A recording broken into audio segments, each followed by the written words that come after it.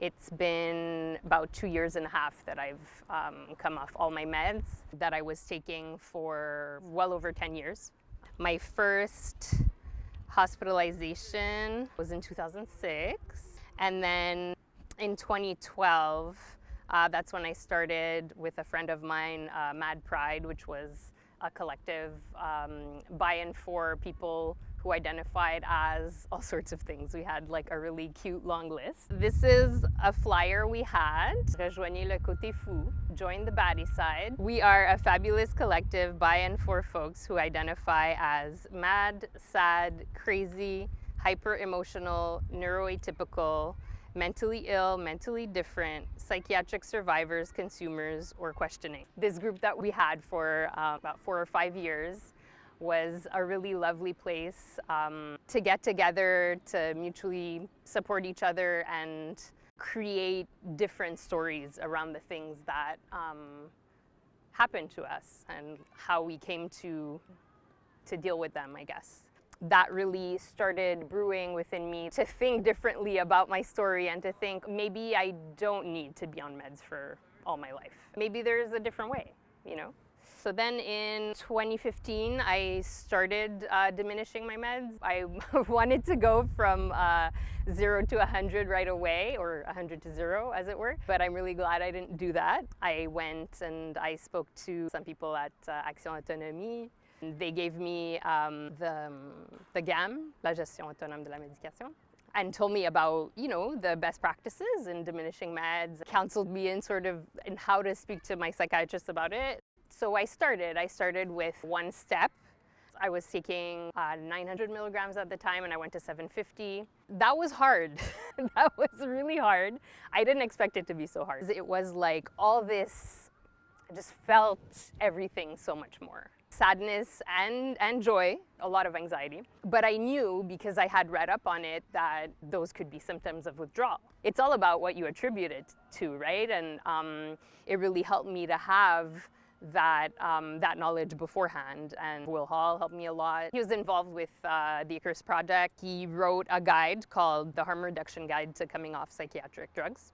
One of the main takeaways I got from that was that withdrawal symptoms can really resemble the reason why you're taking the meds in the first place. But that's not something that was of interest to science before. So after that first step of like tapering, I decided that I was happy at that step. And I did. I stayed there for 3 more years. 3 years later, I continued and I gradually came off. I am proud. It was really hard. I really thought it would be less hard. I'm really grateful today to be in a place where I know that if ever things get too much for me, I know that I can take meds if I want to, if I need to. But I've learned through different ways to manage my emotions and to also heal from deep wounds that I have from my past. And honestly, even though before reducing my meds, I did a lot of work on those wounds, did a lot of therapy, a lot of self-reflection, a lot of meditation, a lot of yoga, all that stuff.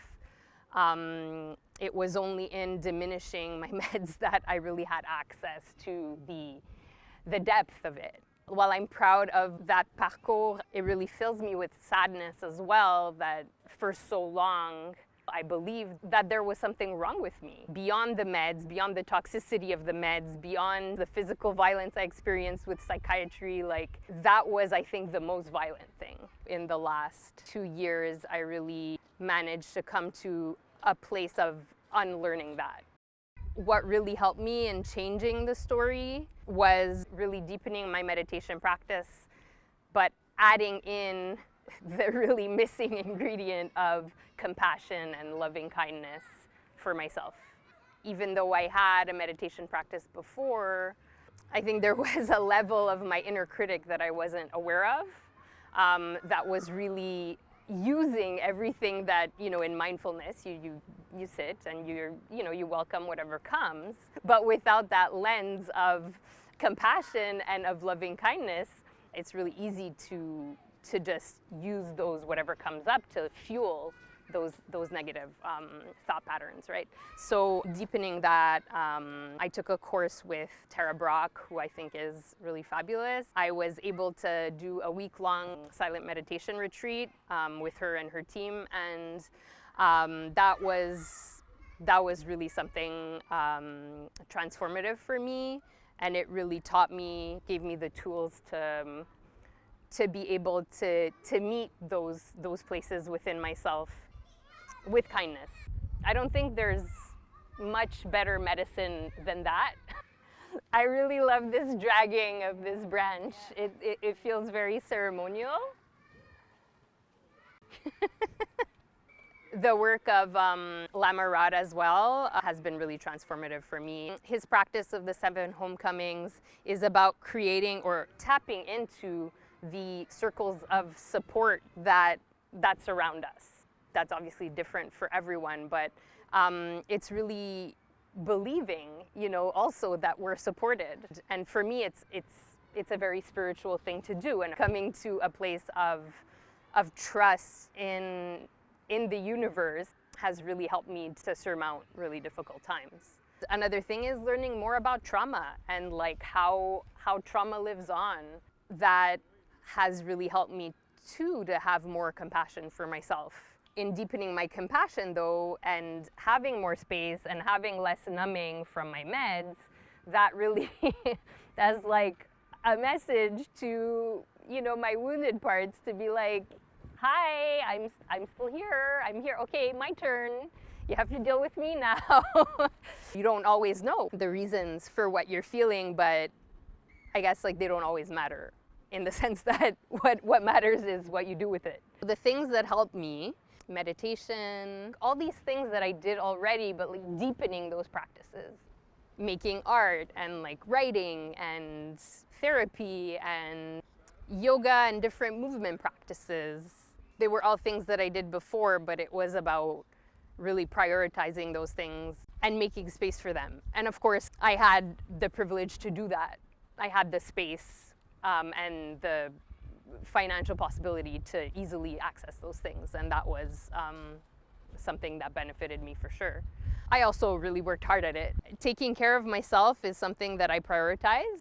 I continue to do that, I continue to need time to myself. It really helped me to deepen my connection to the earth, understanding not only the medicinal properties of plants. I grew up in the city, so I feel like our connection to nature is kind of intercepted by all the cement and the noise. In connecting to plants, for me, it was even in finding like what we call like weeds or whatever all around, and like knowing the medicinal properties of these plants, and that they grow everywhere, and they're there to take care of us. It's like an expression of the earth's love for us. And I know that might be a bit far for some people, but when I see a dandelion growing in like the sidewalk crack, or like there's mugwort and like mullein and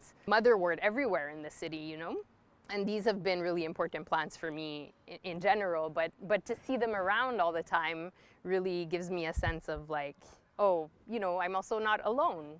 There's I think it feeds too in that sense of trust in the world and in the universe, in the unknown, that there are forces and beings and plants that are there to take care of us.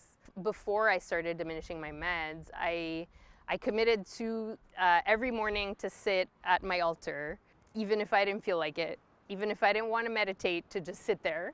And that has really been a huge